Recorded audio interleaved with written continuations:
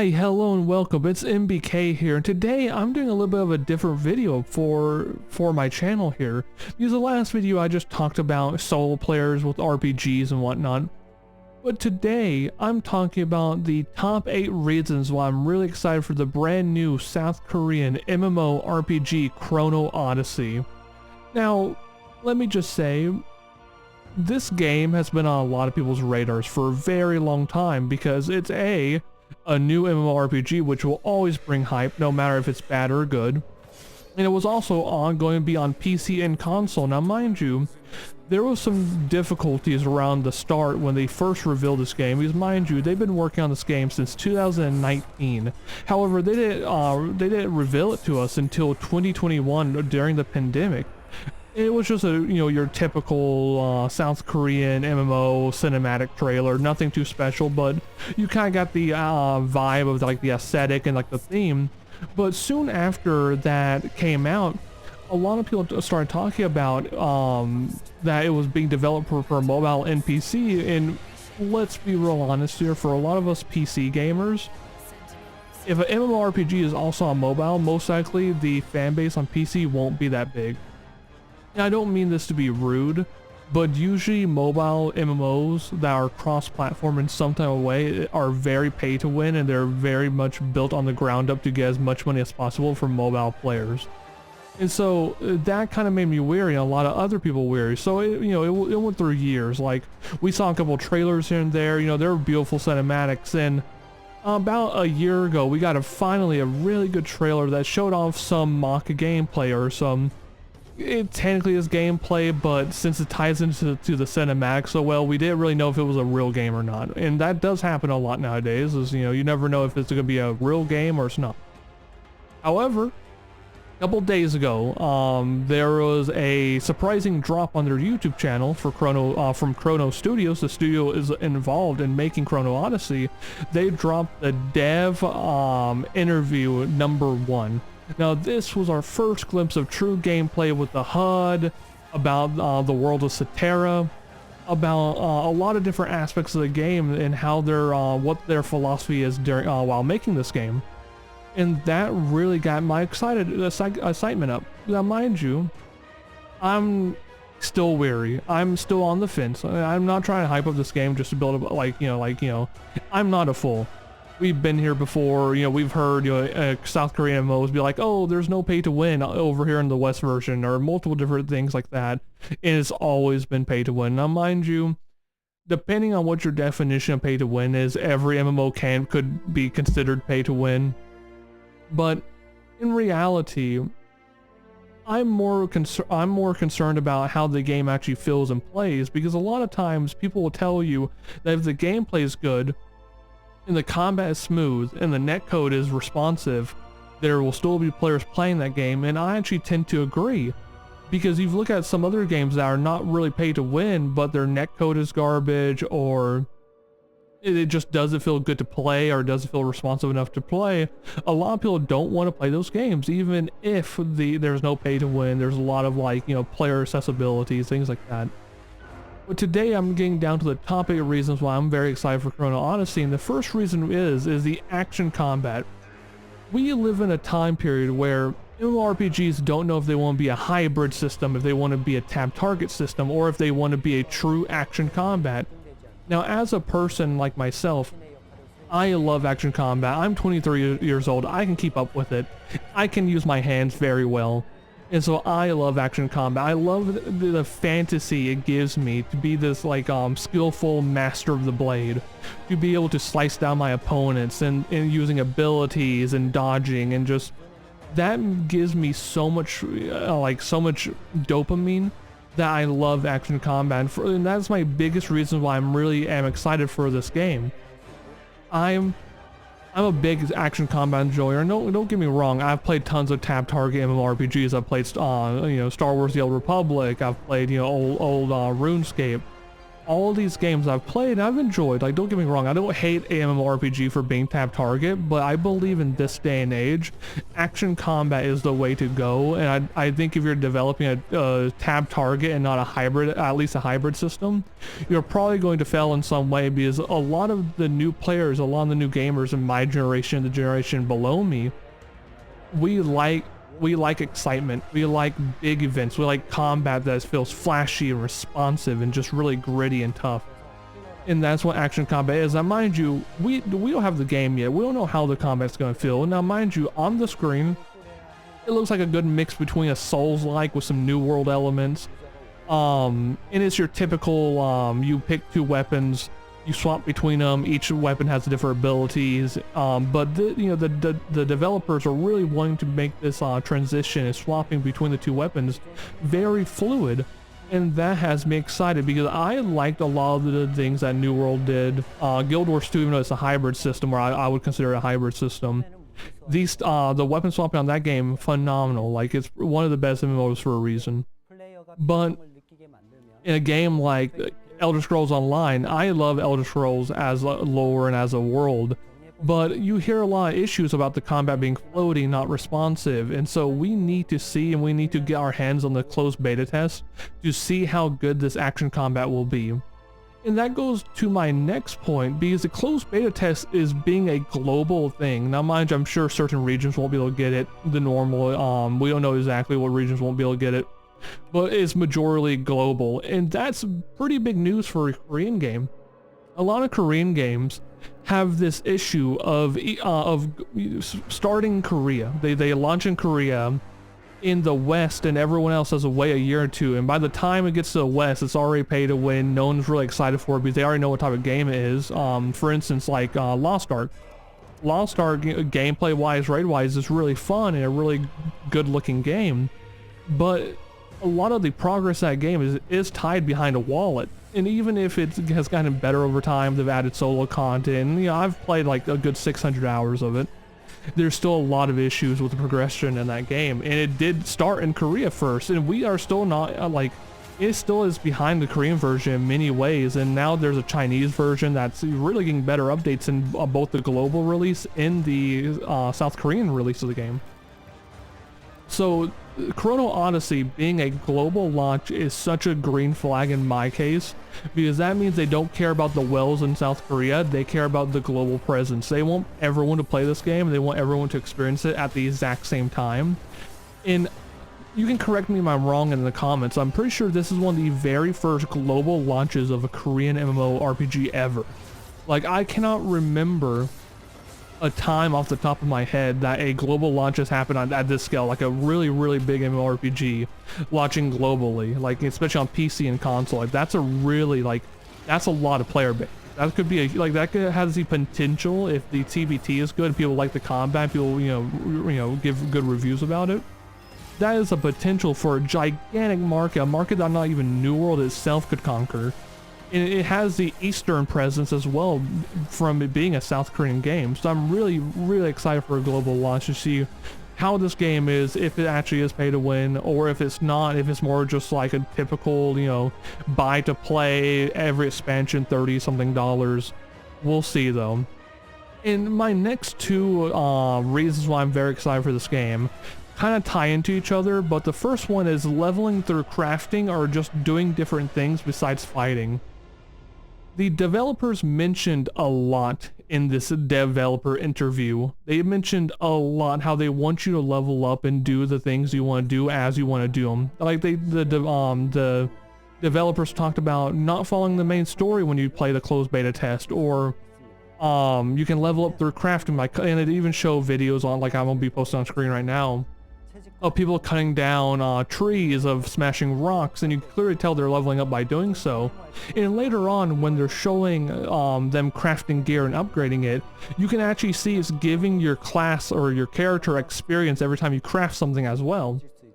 And this is something that's been missing, and I mentioned this yesterday in my solo video. This has been something that's been missing for a long time. Like, there's a lot of people out there who want to live this fantasy of a crafter, of a person who just crafts items. They're a great blacksmith. They sell their wares on the market. that is a whole fantasy that for some reason the MMO genre has kind of just like strayed away from. They don't really care about it anymore. They're like, oh, fight, raid, you know, trials, world bosses. That's all.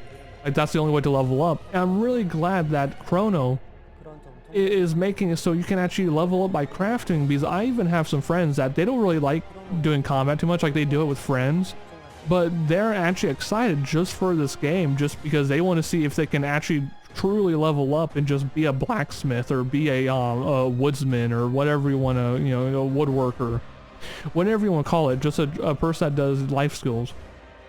And that leads into the next thing, which is my number 4, my fourth reason why I'm excited, and that is crafting looks a lot like New World. And anyone who has played New World can tell you that the crafting in that game and the life skills are so fun. For me personally, it has been one of the best experiences I've ever had with the MMORPG when it came to just life skilling. It reminded me of old school RuneScape, with how it was just fun to go chop down trees and just level up my skills over and over again, and you actually got rewarded for it. Because when you went to go craft gear and you upgraded your gear, you can make some monstrosities of, especially at the beginning of the game where I played a lot, you can make some monster gear stats and rolls on weapons and armor because your life skills were high, and the market was thriving in that game. I remember there were so many tabs on market, and like I've been around for a lot of MMO, you know, like openings and starts, but I've never seen a market so alive. And that's what these types of crafting systems and being able to progress via leveling up through crafting, this is what it brings to the table. This is like the market feels alive, the world feels more alive. And imagine, just real quick, going back to the third reason why I'm excited.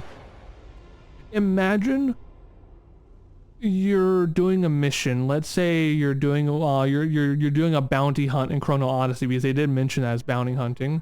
Let's say you're doing a bounty hunt and you're going across landscape, you're riding your mount, doing whatever, and you see just people all around cutting down trees, foresting, picking bushes, you know, all of that. That is awesome, because it makes it feel like a living world, because people have to have normal jobs. People have to have that aesthetic, that fantasy of being these types of characters to actually want to play more.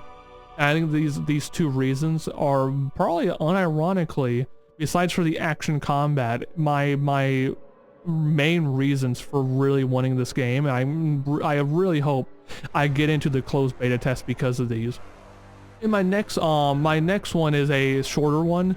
It's the time abilities they showed off. I forget what they called it, but I think it was called the Chronotector, which is a little clock item that you have that I'm guessing you'll earn in the game. You'll start with in the tutorial, something like that, where you have basically time abilities where you can like either slow down time, rewind time, and just do a lot of crazy shit with the you know, the element of time itself. And I think for a game like this, being able to see like a broken wall and being able to repair it to get to another, like to unlock a secret, like a secret door, things like that's really cool and just really unique. I don't think of another MMO, like a lot of MMORPGs deal with time travel and like time manipulation, but having an actual object in your hand that can actually help you in a fight, or like, as they show off in one of the trailers, a person jumps down to the ground, slices a couple times, and rewinds time to be back up on the ledge. Like, that's amazing. It's a smaller thing. Like, we don't know how it's going to work. If the game's not good, no one's going to care about it, right? No one's going to care about that system if the game's not good. Well, it's just something to be excited for, and it's something that's fun. My next one is, the developers seem to have this kind of aesthetic and viewpoint of a Souls-like game, because to me, one of the best things about Elden Ring was that it was a old school RPG in the sense of it just kind of allowed you to do whatever you wanted to. If you want to go fight this boss first, you could. If you want to go do this, you could. Like, the Souls-like exploration is so much fun, and it does, like, the sense of adventure, the sense of a real world, because in real life you don't have a marker out all the time telling you, hey, go to work, hey, do this, hey, you know, go here. And so having this sense of adventure to where it's like, oh, I'm gonna go to this town, pick up a bounty, and all the way to the bounty I might discover 30 different things, and then I'll do the bounty, turn it in, and now I'm ready for the first part of the main story, or whatever, however else you want to, you know, the epilogues and whatnot. And I think that in the developers telling people Like, hey, don't follow the main story. Do your own thing, do your own path. It's gonna be way more fun, mixed in with the ability to level up their crafting and just doing things like life skilling.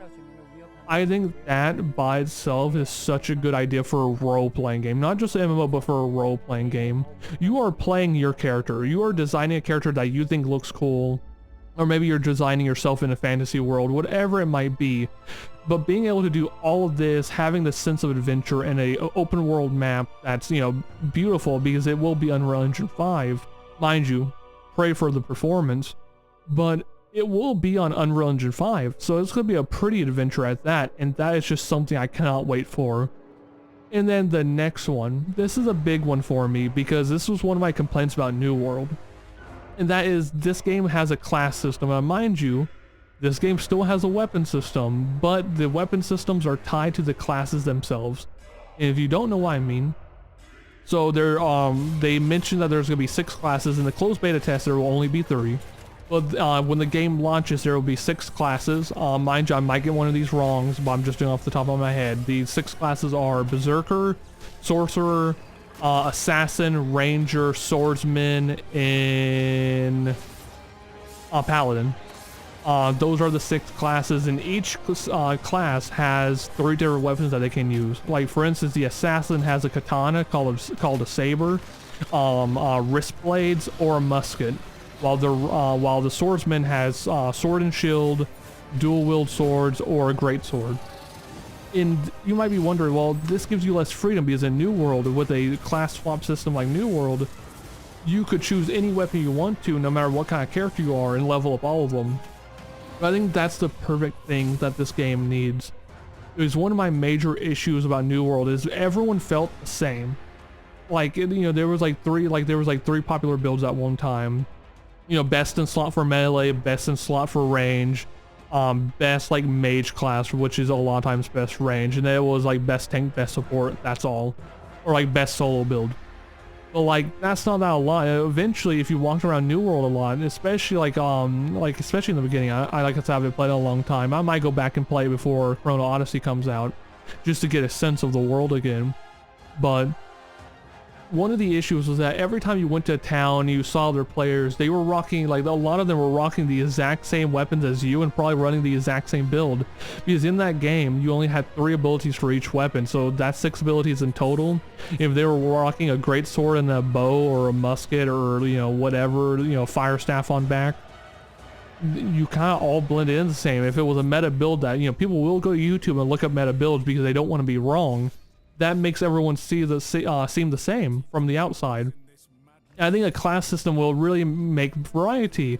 You'll see berserkers, you'll see rangers, you'll see assassins. They all have different weapons, and so at least it feels unique. And even if you're playing a ranger, there's 3 weapons per class. And so even if you're playing a ranger, you and another person might be using 2 different weapons. Like, you guys might be using 2 different combination of weapons. So that means, like, there's just much more depth to the classes itself, and that is amazing for me as a person who likes classes. And also, do not worry, I know this is a Korean game, but the class system is not gender locked, which means that you can create your own character, male or female, and play any class you want to, which is a big plus. Because for some reason, Korean games, Black Desert, for instance, or Lost Ark, loves doing gendered classes, which has never made sense to me as a person, because it seems backwards. It really does. And so I'm glad ungendered lock. And that's another thing about this dev team. They're doing a lot of things right. And mind you, like I said, we don't have the game. We don't know if it's pay to win. Take it with a grain of salt. But they're doing a lot of things right that a lot of people have been complaining about in Korean games forever now, which is a great feeling. And that will go to my last point, which is 5-man raid groups and just smaller raid groups overall. In a type of game like this, where it's kind of like a Souls-like mixed in with some New World, maybe some Guild War II exploration as on top of that, like just mixing all of that together. Skill should be the best thing about this game. Like, you know, from the NDA testers on Twitch, they've talked about how a lot of the bosses, or they've kind of alluded to a lot of the bosses in the game can be soloed as long as you're skillful, even if your gear level's not, you know, good enough to defeat the boss. If you're good enough at the game, you might be able to defeat these bosses by yourself without having to have the correct gear score, which is great. in these smaller raid groups, like a 5-man raid, a 3-man raid, will really show that, because guess what? You and 2 buddies do a 3-man raid, you're showing your skill. You know, you know, who knows if you're playing like a support or tank, more tankier class. At the end of the day, it's your skill. And you and your friends might just be, you know, God's best warrior. You know, you guys might, you know, just go 3 swordsmen, run every dungeon, and somehow beat every single one of them because you have skill. Or with a 5-man raid groups, there's still strategy there.